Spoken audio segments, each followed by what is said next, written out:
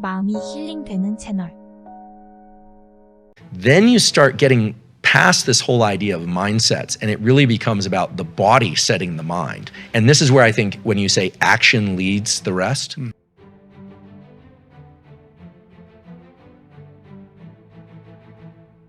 when there's a certain amount of adrenaline in our system, our pupils dilate. Remember, the eyes are not connected to the brain. Our eyes are actually two pieces of central nervous system. They are two pieces of brain outside the skull that were designed to control our overall arousal state. When I bring up the level of adrenaline in my body through breathing, or let's say I see a troubling text, the pupils dilate. And when that happens, our visual system actually enters something that's a little bit more like portrait mode on our phone. There's a process called accommodation, and your ability to focus on one thing visually actually becomes better, and your ability to see everything else blurs away. And that's the ability to just see that screen of text.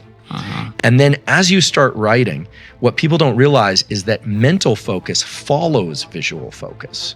In most people, your visual focus, as you bring that into really sharp relief, but the visual focus is what brings the rest of the brain into cognitive focus.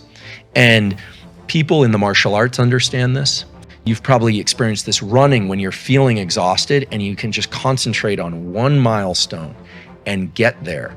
You can almost bring that into what you're doing is you're linking that to the dopamine circuitry. You're saying that thing is the milestone, not winning the race, not some other thing outside this immediate environment, that thing. And when you're able to start capturing, then you start getting past this whole idea of mindsets, and it really becomes about the body setting the mind. And this is where I think when you say action leads the rest, but physical space around you and your time perception are absolutely linked.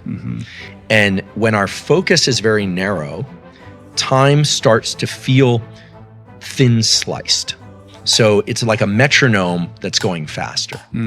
When our gaze is dilated, so when we're relaxed, there's actually what happens is the pupil kind of relaxes a bit. It doesn't always get bigger or smaller, but what happens is when we're relaxed, so if you view a horizon, for instance, or you go into what's called panoramic vision, so even though I'm looking at you right now, I can dilate my gaze without moving my head or eyes, so I can see the corners of the room and the ceiling. I can see myself in the environment. When we do that, our perception of time broadens and we feel like we have more time.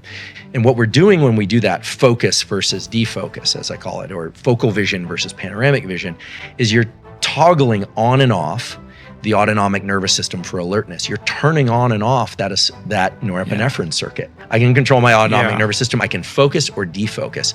They're highly functional at achieving their milestones, but they're not spending out extra energy. Because when you go into panoramic vision, you start to uncouple this space-time thing and you get some rest and relaxation. But learning how to defocus and then refocus very quickly can get you through a race that you wouldn't otherwise have been able to get through. 중요한 일을 하기 전에 집중이 필요하면 잠시 진정하고 주위를 멍하니 바라보세요. 당신의 뇌가 빠르게 집중할 수 있을 겁니다.